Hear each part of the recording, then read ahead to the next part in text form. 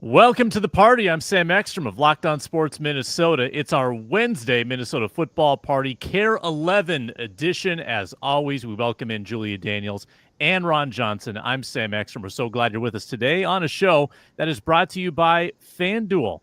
New customers at FanDuel can get $150 in bonus bets when their first $5 bet wins. I know Ron's in a FanDuel state right now. He might be a little active on FanDuel later, betting some Vikings props. The Minnesota Vikings are in the news because one Kirk Cousins was on Netflix. The annual tradition. We've had Cousins as a Viking on Netflix. We had Jefferson last year on Netflix, and now Cousins talking about the Vikings on Netflix and how he's got regrets about not re-signing in Minnesota. Also, how do we want McCarthy's career to be better than Kirk Cousins in Minnesota? We'll get into that. And Andrew Van Ginkle cracks the NFL Top 100. All of that and more on today's party. But let's meet the crew and whip it around the horn. Ron. Ron Johnson, former NFL and Gophers wide receiver, Gophers Hall of Famer. And I'm in a FanDuel state, so I'm trying to decide if I should bet on Kirk Cousins' chances of being the starter this season. I don't know if that's a prop yet, but if it is, I'm probably going to bet no. I'm Julia Daniels, sports reporter at Care 11. Why is Kirk still talking about the Vikings? Why is he doing that? Can't quit. Interesting opinions he had there. Also, I need to know what the rest of Ron's shirt says. I'm not yelling. This is my normal softball. What? This is my normal softball dad voice. Nice. Ron, is that custom, Ron, or did you find that in like a store? No, it was I don't know. It was a Father's Day gift, so I have no idea where my wife found it. It was my wife and my daughters bought it for me for Father's Day. So yeah, I'm not yelling. This is my normal softball dad voice when I'm on the field. So most people say if they heard one of our games, they like, I can always hear you in the background. So I'm like, it's Shocker. Awesome. Ron, by the way, I don't know about Kirk Cousins on FanDuel, but you can bet on Daniel Jones being a starter on FanDuel. Daniel Jones or Anthony Richardson, you can make that bet. Plenty more at FanDuel. Let's talk Netflix. Kirk Cousins yesterday, and I went in, I did the homework. I watched the relevant parts of the Kirk Cousins on Netflix stuff. I watched him playing the Vikings. They had a big, like a half an episode spent on Kirk coming back to Minnesota. Pretty good stuff.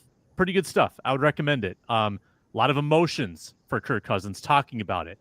And he got into, he and Julie are sitting there, I think in their backyard in Atlanta saying, we didn't want to leave Minnesota, but we did want long-term security. And we thought the Falcons were offering that. The Vikings didn't want to offer that. They were giving us a one-year deal. But then Kirk says, had I known that the Falcons were going to draft Penix and the Vikings were going to draft McCarthy, so they're both taking a quarterback in the top 10, I would have preferred to stay in the place that I loved, in the home that my kid was born in, and I'd lived for the last 6 years. Kirk's got regrets, Julia, and I think it's an interesting exercise to play things out. Let's say Kirk accepts that offer. He takes the one-year deal from the Vikings last year. Where would the Vikings be today with their quarterback situation?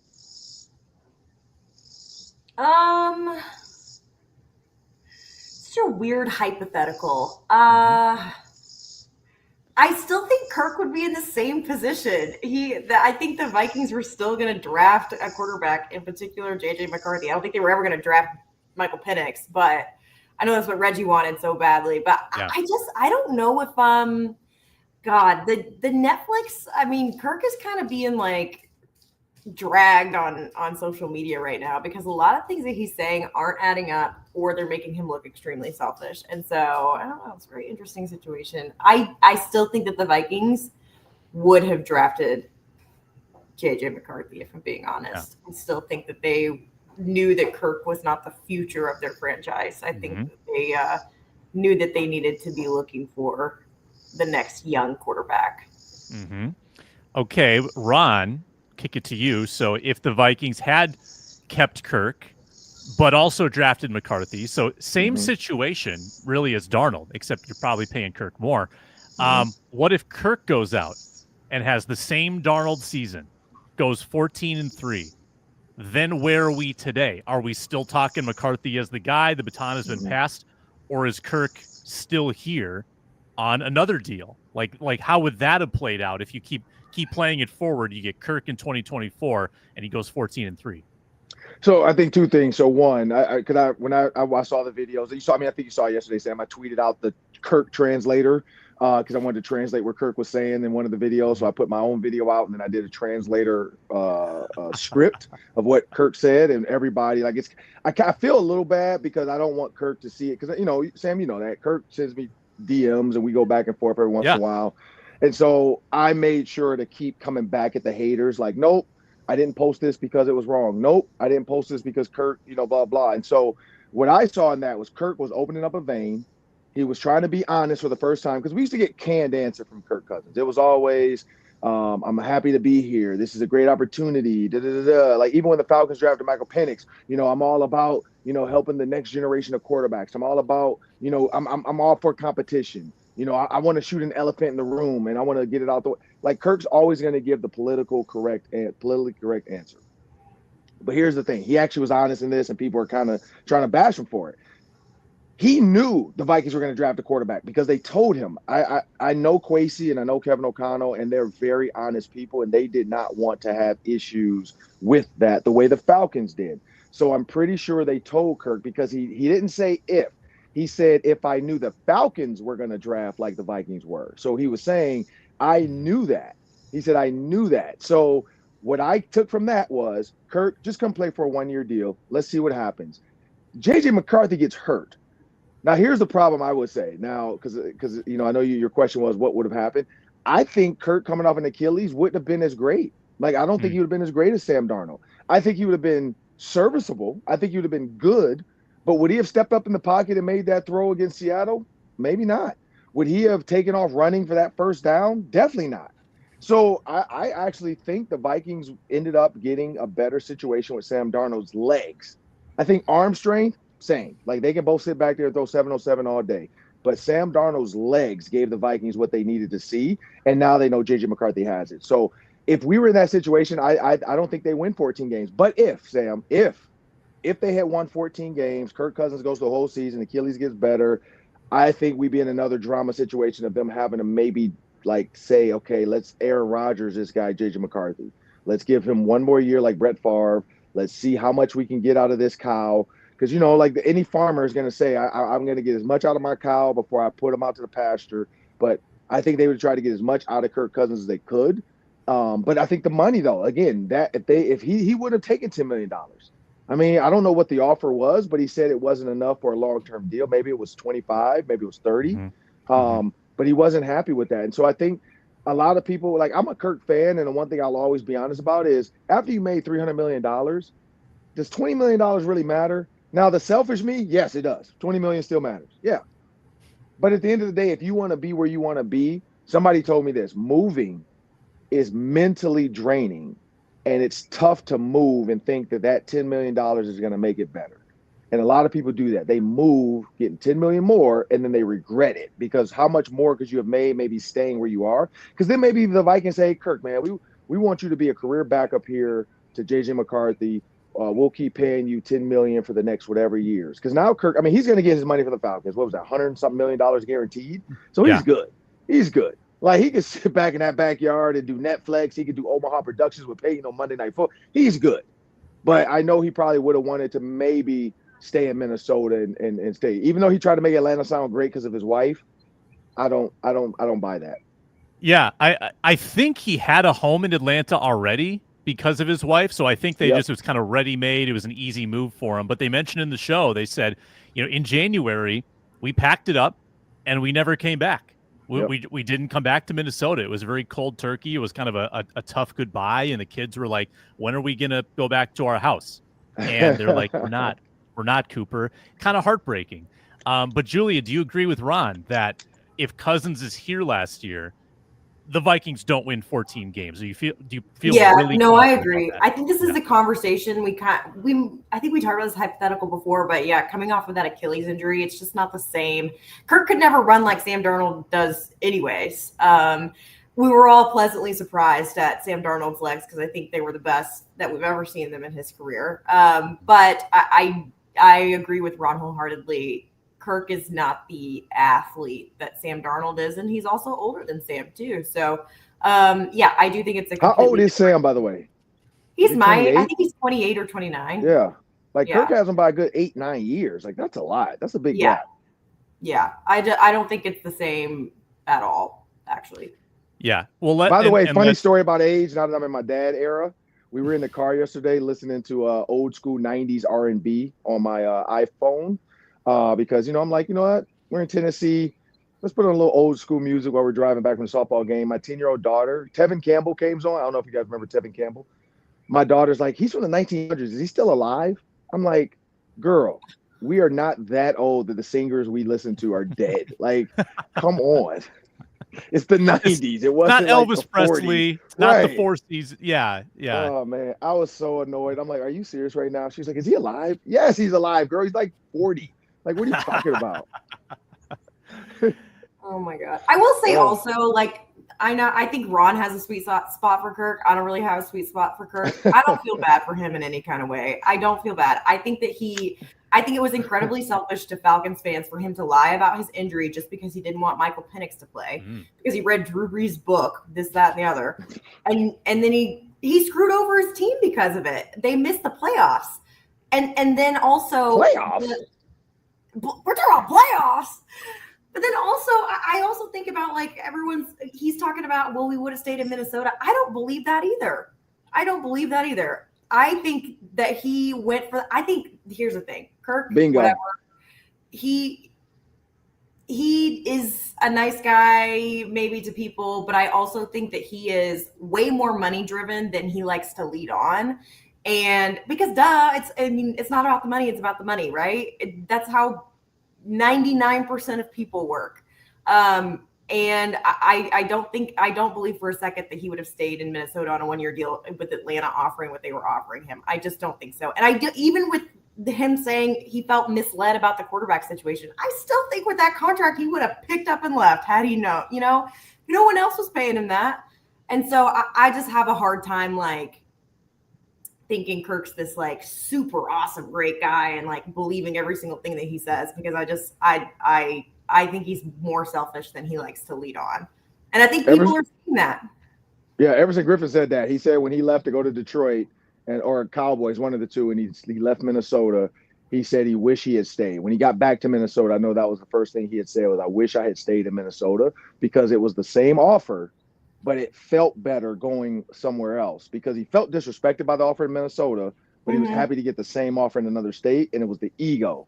And he said, you know what? I should have buried my ego and just took the money the Vikings were offering me because they knew how to protect me. They knew about my mental health. They would take care of me, and I knew the defense. And a lot of guys leave like Kirk Cousins. Kirk Cousins knew this offense like the back of his hand. You go somewhere else, and now you got to pull out your 37 notebooks to try to keep up and get ready for the next team. Like, just stay with Kevin O'Connell and see what happens. And it's one of those learning lessons that I think Kirk's going to go on and speak. He'll be on stages speaking about this. He'll talk about adversity and change, but also, dude, you made $400 million, like you'll be fine. But, he's going to use this to speak and talk. And it got him more famous. Like he's on Netflix again because he left and he came back and played his old team. Like that's the stuff that, I think Kirk is like Kirk the other day was shirtless again on the internet, talking about his suntan, so it's just, I think he's embracing this retirement life that's coming, and he understands. Like, look, Kirk Cousins to some people was boring. People didn't like him, but also I know Kirk. Like, he's like, I can have fun. Like, I don't have to be in a box. I don't have to be this person my dad wants me to be.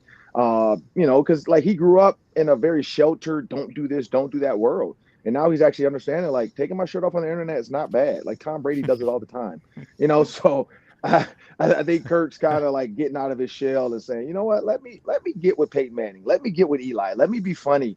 Let me be a different person. I'm not cursing. I'm not drinking. I'm not going out and doing some weird stuff. I'm just trying to have fun. And I think that's what Kirk is embracing now is he just wants to be honest with people. And I think this is the next stage we're going to see of Kirk Cousins. And yes, I'm a little biased. I mean, every time I've ever contacted him or gone out, like we were in Orlando together, like, he's just been nice. Like he's been nice. He's been honest.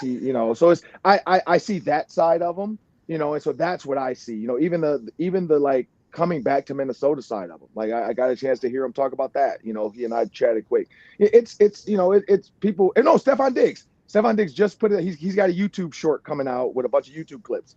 His just came out where he said, man, people think the mental of this is easy.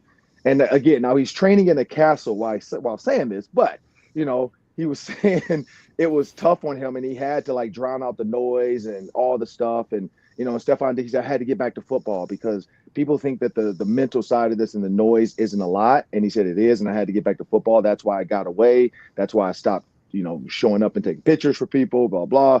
And so, Stephon Diggs probably wears it on his sleeve a little bit more than Kirk, but I feel like Kirk probably is in that same boat. That was mentally draining to be the face of the Falcons, showing the whole world you've moved on, and then you get dumped on national TV. Like that's a lot. That's like, I imagine that's what like The Bachelor feels like sometimes. Like it's a lot, I feel for Kirk because you see the family aspect. You see the toll that it takes on them. I'm also with Julia. I don't like, even if the Falcons had been more realistic with the offer, if they said, all right, Kirk, 2 years, 100 million, just the guarantees, 2 years, 100 million. And if he's comparing that to 1 year, 25 with the Vikings, I don't think he's taken the Vikings offer. I don't. No. Even if he knows that Michael Penix is going to be there, Kirk probably would have bet on himself and said, hey, I'm going to have a good season. I'm not going to let Penix see the field. That's what he tried to do. But more importantly, Ron, did you see the Stephon Diggs breakup rumors with Cardi B? I feel like you would be locked in on I did. Yeah. I did. I saw the rumors, and it's as of now, it's rumors. She's in the There's YouTube truth to all castle, rumors. like, a wise man once said, Ron, there's truth to all rumors. And again, she was in the castle originally because he got that castle for her when he went overseas to the it's almost like Fashion Week over there wherever he was at. But then in the couple clips I saw, she's not in them. So I don't know if maybe they had a falling out there. And maybe she just left for a little bit and they're not broken up, but they're just on a break. But by the way, Ross and Rachel were on a break and we know what happened there for those fans out there. But yeah, they might be on a break, but yeah, I do think Stephon Diggs maybe be just trying to calm down the spotlight of that really. Cause it probably seems fun at the start. Like, oh man, I get to hang out with a rapper, a famous, blah, blah. And I'm in the, and then it's like, man, there's a lot paparazzi every day. Like, I can't go to the freaking grocery store. I can't even go work out. I can't get on a plane. So I think that probably was draining too for him. And so he's probably like, I just want to be on a boat and have fun. I didn't realize everything I do with this girl is going to end up on social media and try to put me up against Offset, And at the same time, he's probably going through his iPhone like, man, I got Migos all over my iPhone right. Like, what am I do? I can't listen to your ex-husband, your baby daddy's music. Like, it's a lot. Like, that's a lot to deal with, man. Like, I don't even want to see ex-boyfriend's T-shirts around me. Like, and you got to see this dude's music everywhere you go. So, yeah, I'm just saying there's all truth to rumors. You're right, Sam. I probably think they might have taken a little football break so that he can focus back on football. I think Mike Vrabel sat him down after the boat video and said, yo, Stephon, got to end it. Reel it in. And he's so bought in to the Patriot culture that he said, you're right, I got to focus on football. I love this. Well, Ron's they gave him $69 million though, right? They gave him a good chunk of change. Yeah, no, he's got some guarantees. He's not. I don't know if he's bought into the Patriots. He's bought into that check because it's like, hey, because if he does something outside, because he has stuff in his contract that if he does something outside of that detrimental to the team, they don't have to pay him. So I think he doesn't want to end up in that talk. Like, hey, this is contact detrimental to the team, man. We're not paying you. So I don't. He was like, hey, all right, man, all right, my bad. I didn't think about that. Yeah, he wants to cash those checks, and he also doesn't want to get suspended too. Suspended without pay. That could be that could take some checks out of your pocket as well. When we come back, off of the Kirk Cousins conversation, how do we want the next 6 years of McCarthy? We're hoping there's 6 years to be better than the 6 years of Kirk Cousins. That's coming up right after this. FanDuel brings us today's show. Summer sports in full swing. Final couple games before the MLB All-Star break. Twins and Cubs. Twins with a big win last night. Get some nice run lines on FanDuel. WNBA and the Minnesota Lynx in full swing. Get some money on the Lynx future to win the title now before that nosedives when they're like 27-2 or something. Bet it now. Bet it early. We got Wimbledon semifinals. Ben Shelton today. That might have started already. Get a live line on it. Put together a same-game parlay on tennis, on golf. It's all there at FanDuel. Great new daily promotions, live wagering options, every single matchup there available for your wagering pleasure at FanDuel. If you're new, you can bet $5 and get $150 in bonus bets if your first bet wins. Bet 5, get $150. That's the deal right now. Open the FanDuel app today or visit FanDuel.com to get started. All right, back on the Minnesota Football Party. Again, we are streaming on the Locked On Vikings YouTube channel, Locked On Sports Minnesota YouTube channel. Audio can be found the Locked On Vikings podcast feed. Off of the Kirk Cousins conversation, we endured 6 years of Kirk Cousins, plenty of ups, plenty of downs, a couple playoff appearances, one playoff win. If McCarthy is the guy for the next 6 years, Ron, how do we want this to be different? How do we want the McCarthy era to be a step above the Kirk Cousins era specifically? Playoff wins. I think that's it. Like, honestly, like Kirk did a lot, man. Like Kirk, he's had some big games, some big plays. He had the Kyle Rudolph playoff tight end, fade route touchdown push off allegedly. But Saints, hey, deal with it. That's what I think it's playoff wins. Like, that's the only thing I think people can go out and throw for 4,000 yards.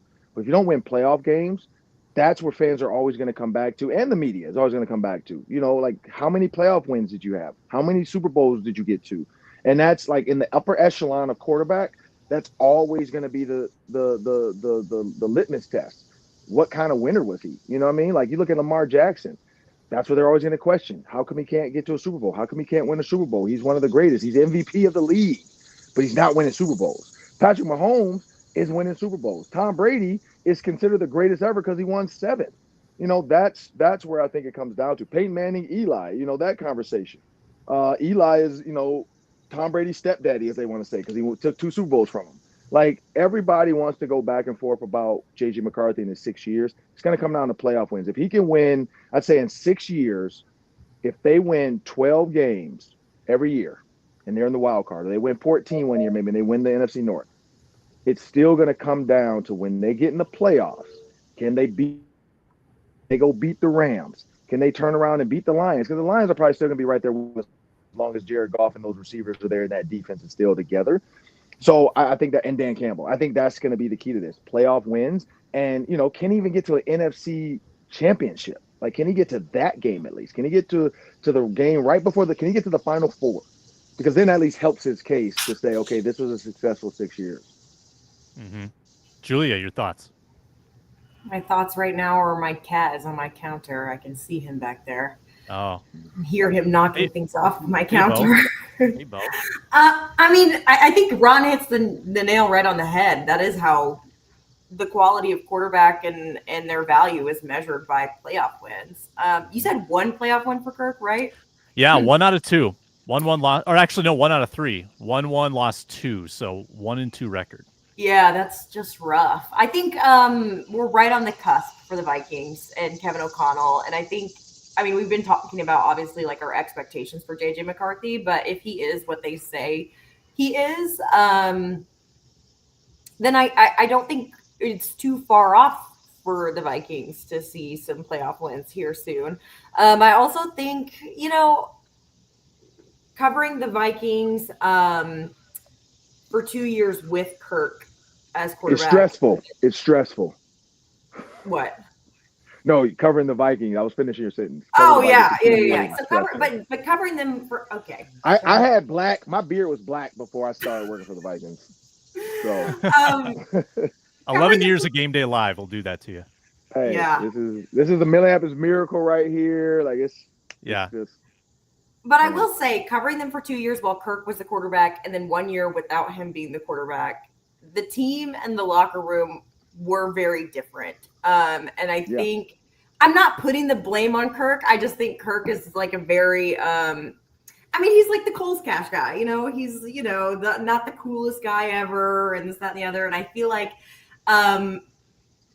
would it be right to say that the locker room felt like it just had more swag last year than they had before? I know they were kind of getting Kirk into that mode before he left. But I feel like the confidence of the team was higher this past season. And I don't know. I think a little bit of it has to do with just Kirk, because I feel like the quarterback a lot of times sets the tone. Last year it was different because they knew that Sam Darnold wasn't going to be their guy for forever, right? And so I think JJ McCarthy brings, for lack of a better word, a different vibe to the team. I think he's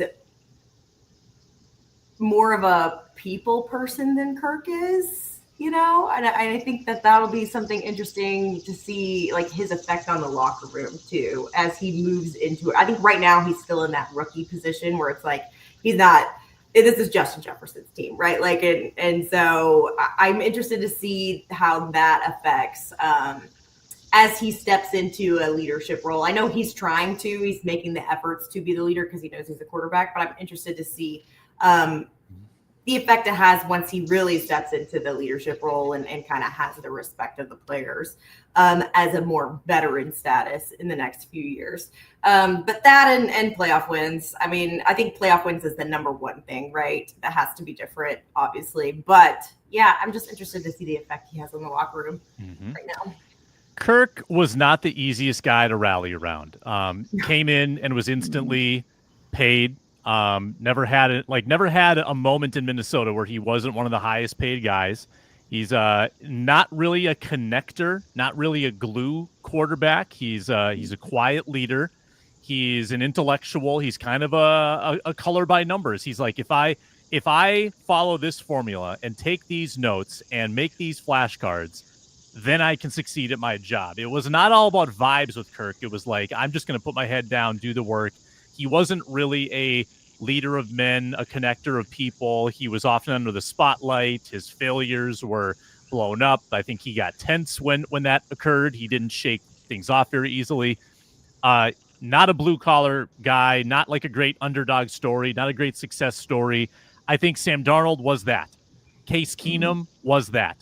JJ McCarthy, coming off an injury especially, is that. I think that's an easy guy to rally around. He doesn't have the stigma of a big dollar figure attached to his name yet. That works in his favor. So I think that the vibes, as Julia mentioned, being in the locker room, and I was there for a lot of years too, I think that she's spot on. I think that it's going to feel a little different.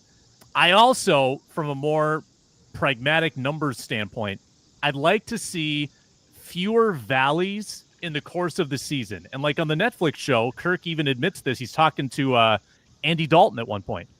And he says, sometimes in my career, the interceptions just pile up in bunches. Yeah, that happened. Like there were moments in Minnesota where 3 or 4 game stretches where you got bad Kirk, and then you'd get a 3-4 game stretch of good Kirk. I'd like someone who flies at a more consistent altitude. I look at Kirk's game logs year to year, a lot of games where his QBR is below 50. I'd like that to stay steady, fewer ups and downs. And it felt like, you look at the numbers at the end of the year, it felt like he was pretty consistent, but there were a lot of topsy-turvy moments. I would like to see McCarthy sort of mitigate the bad stuff with his legs. Kirk could never bail out his arm with his legs. If the arm wasn't working, if he wasn't seeing it clearly, he had no recourse. I think J.J. McCarthy needs to have that recourse to get him out of sticky situations or on days where he's just not seeing it clearly at all. That's going to be really interesting to watch. And, if you get 6 years of McCarthy, I think you can deem that it was a pretty good run for JJ. When we come back, Andrew Van Ginkel cracks the NFL top 100. Can he duplicate last year's success? Very short pause, then we get into that on the Minnesota Football Party.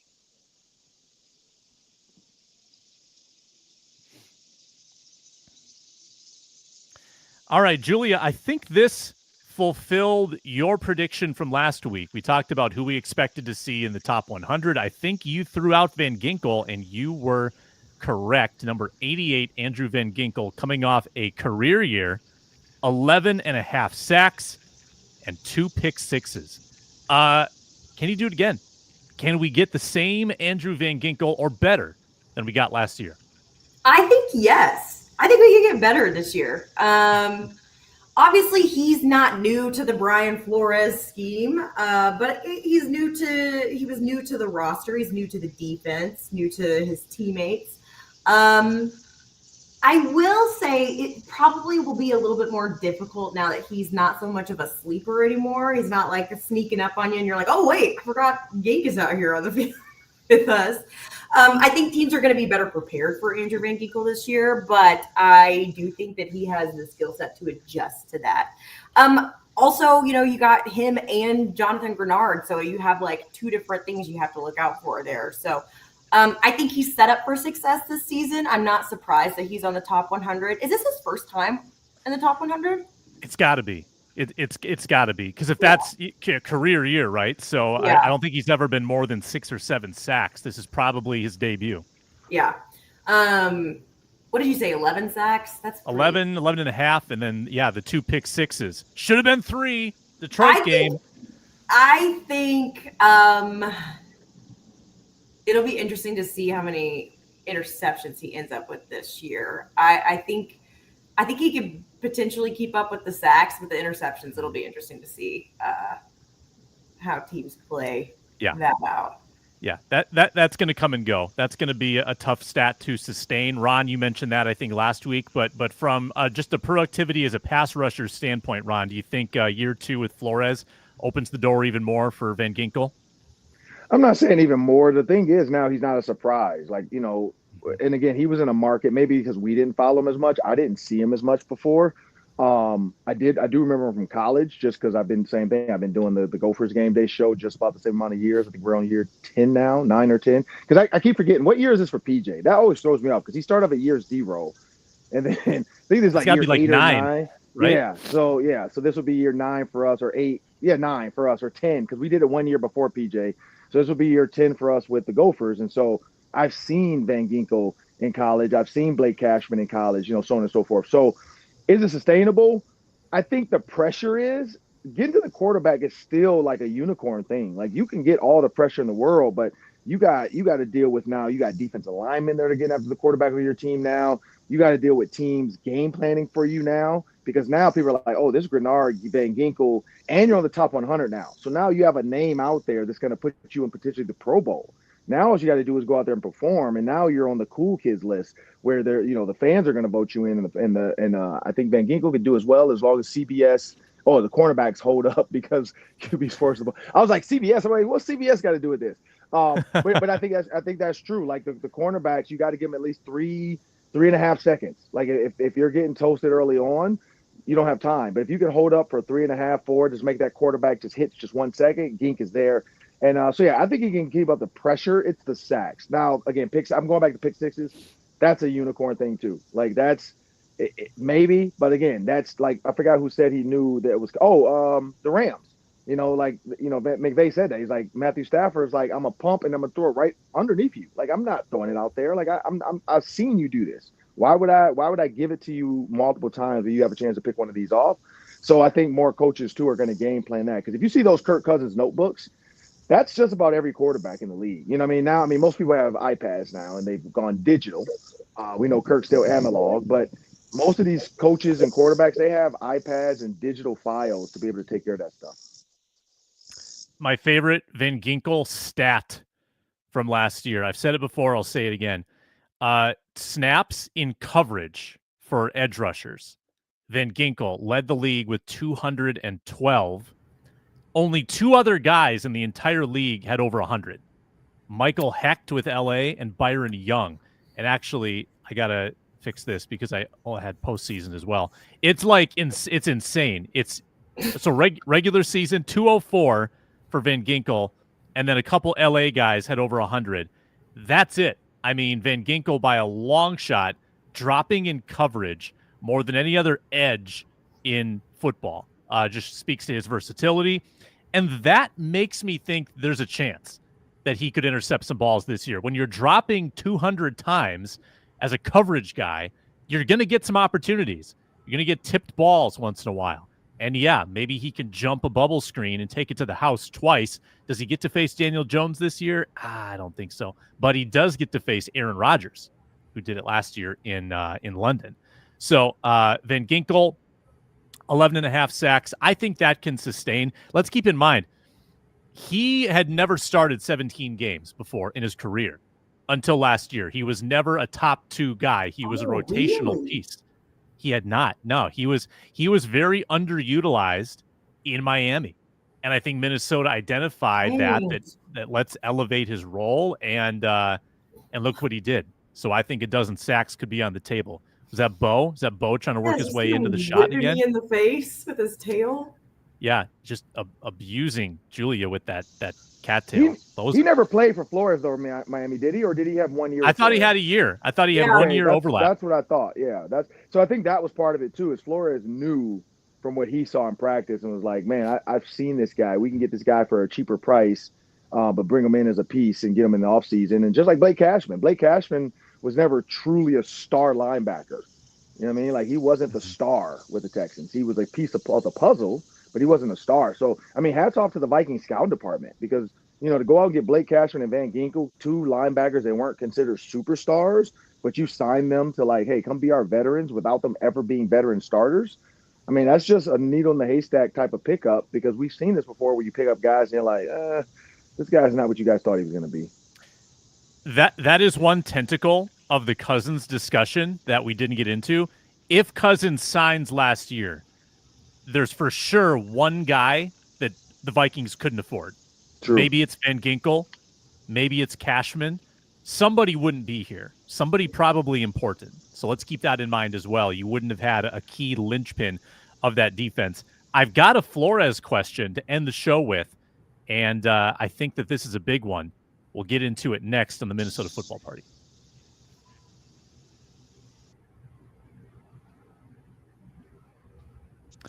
All right, Ron, I'm giving you an assignment before you leave Tennessee. Maybe it's on the flight home. You got to go to I think it's maybe the third to last episode of the Netflix show where they talk about the Lions-Vikings season finale game. Okay. And it's from the Lions' perspective, right? Because Goff is on the show. A lot of discussion about Goff identifying the Vikings cover zero, zero blitz, and then throwing into the blitz. And if you remember that game, it was so frustrating because the Vikings had free runners coming at Goff, and he would pick them apart.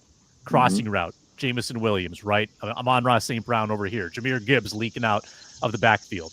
Carved him up. Same thing happened in the playoff game against the Rams. Stafford carved him up. So here's my question. Can the Vikings and Brian Flores keep doing that? Can they continue to blitz, particularly on those weighty downs, the way that they have? Do you think that works? Is that a winning formula against the league's best quarterbacks? No, it's not. Can they? Yeah. Should they? No. And here's the reason why. You can do it every once in a while. But somebody always said, can a tiger change his stripes? No. Like, Brian Flores is who Brian Flores is. He's an aggressive defensive coordinator. I think I was watching that too. Kirk Cousins said this. John Gruden said, I'd rather go to the dentist than face Todd Bowles on a short week. I think the same thing goes for Brian Flores. Like, a lot of people don't like facing Brian Flores on a short week because you don't know what he's going to throw at you. You don't have time to prepare.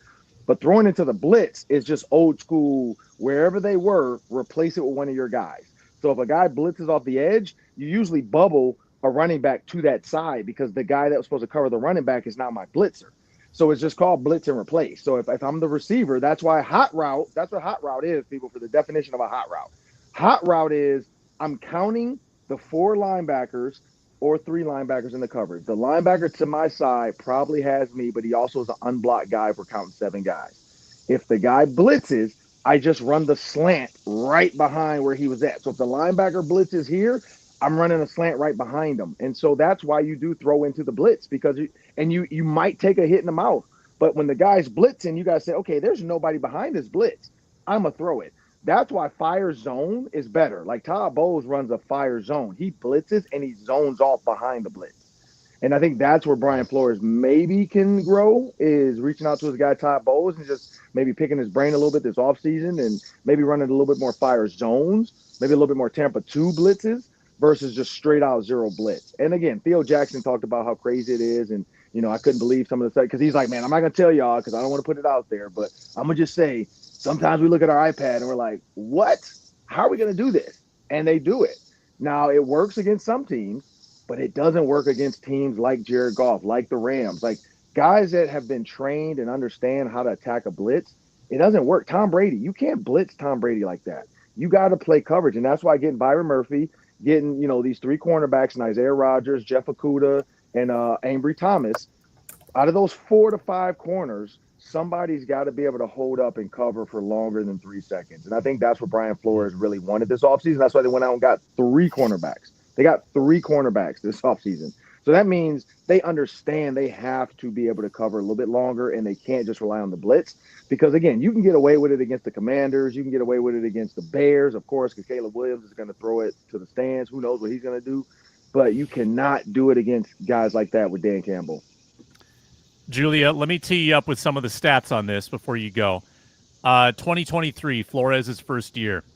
Vikings blitzed at a 51.5% rate, but they were 15th in pressures. So top in blitz rate, but they were like middle of the pack in actually applying pressure. Mm-hmm. Last year, we saw an adjustment. First in blitz rate, but it went way down, 38.6. So they blitzed 13% less. But they were 6th in pressure rate, so they actually got more pressure while blitzing less. So I wonder if there's another adjustment coming after Flores kind of recognized, we're maybe doing this too much. Let's make an adjustment last year. I wonder if that trend continues. Yeah, absolutely. I think that they did that in, I wouldn't say the middle of the season, but I would say like 2/3 through the season, they started to make adjustments because everyone – started figuring out what was going on, right?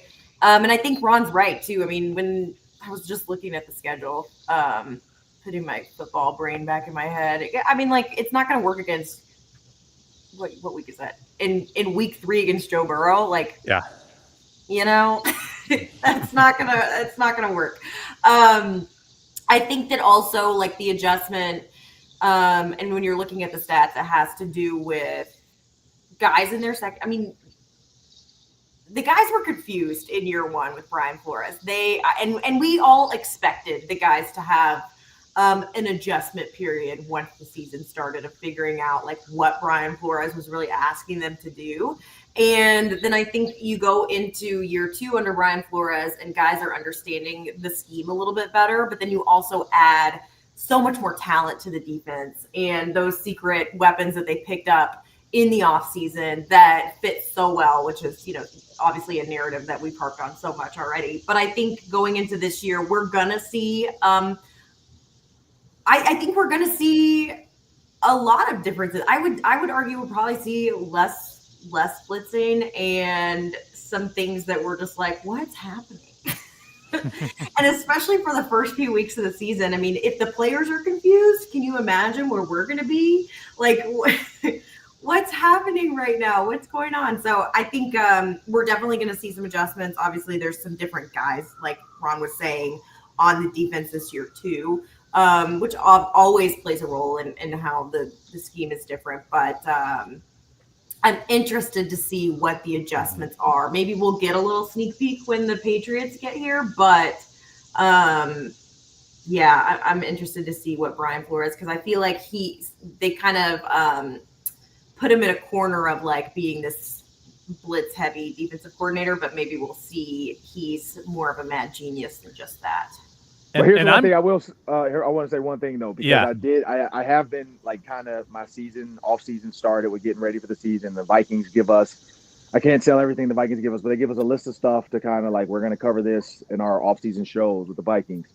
The funny thing about Joe Burrow, Julia, is you don't need to blitz him. I don't know if you know the stat that goes along with Joe Burrow, but I got this from one of the Vikings guys, and I had to look it up just to make sure I didn't get this wrong. Joe Burrow is blitzed at the lowest in the NFL since 2021, and he's hit the fastest. He gets hit within 2.5 seconds of the snap, which is not Joe Burrow. His offensive line sucks. And so they get rid of the ball quick anyway, so that's why you wouldn't blitz him, and that's why a lot of teams don't blitz him because they know their offensive line sucks.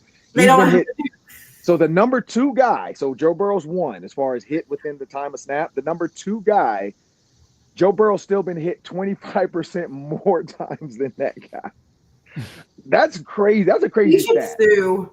Someone said they were watching Netflix, and they were like, either Joe Burrow's a neurodivergent or something else is wrong with him, because there's no way that a guy can stay that level-headed with that kind of offense.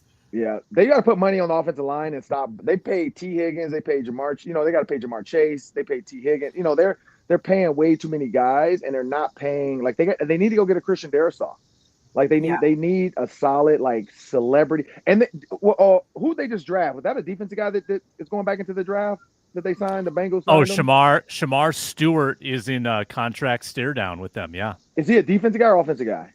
He's an edge, I think. Okay, he's an edge rusher. Okay, I wasn't sure if he was off. I was like, if he's offensive guard, I'm like, you idiots.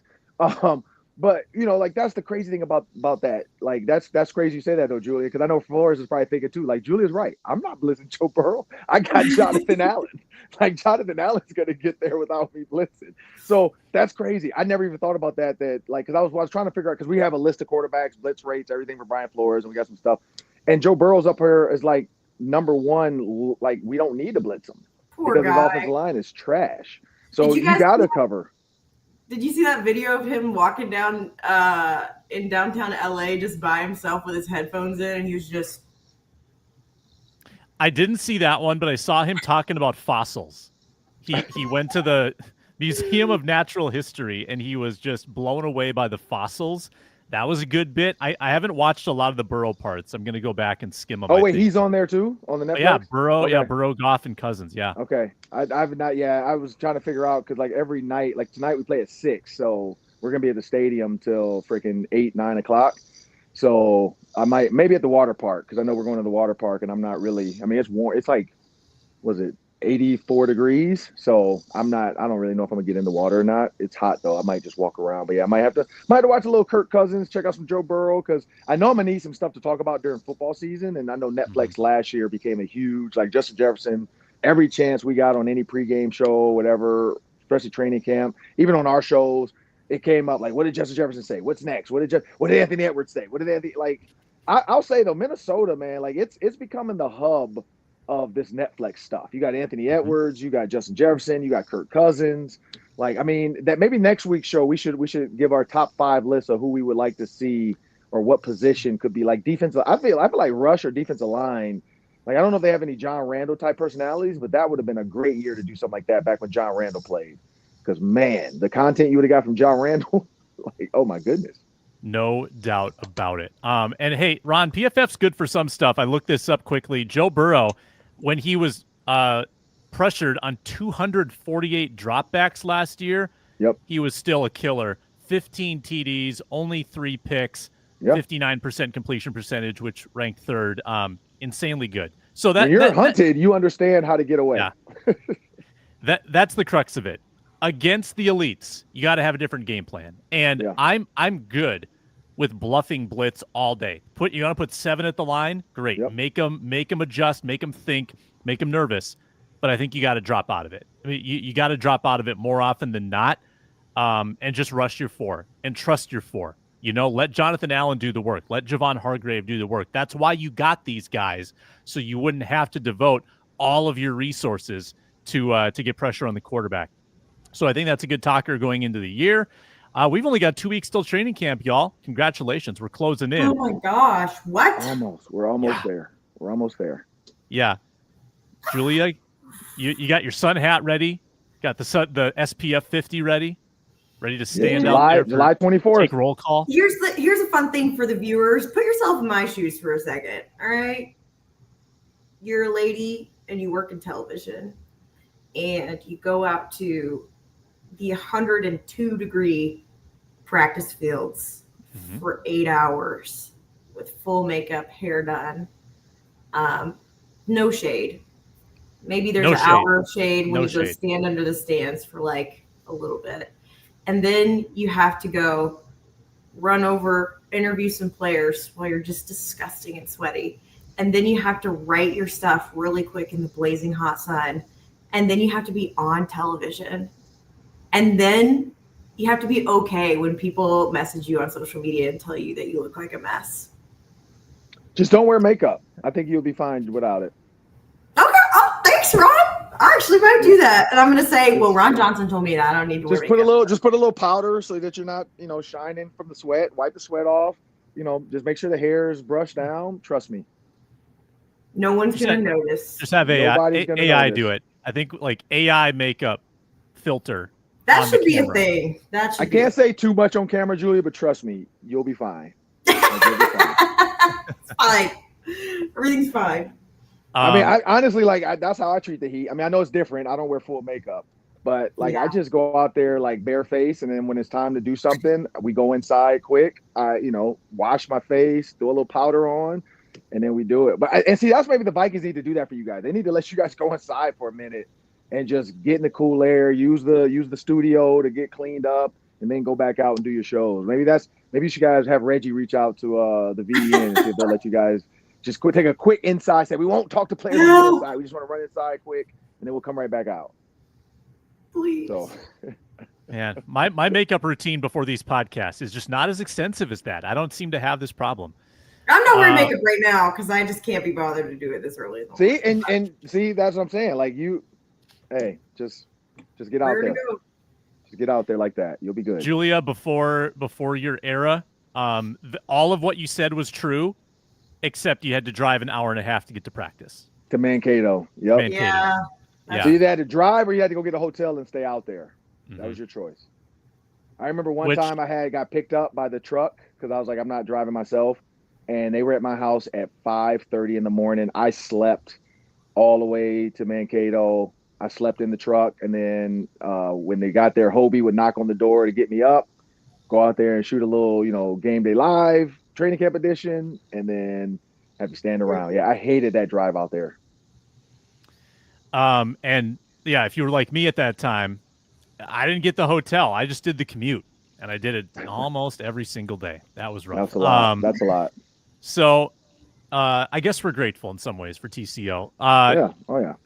Ron's got softball.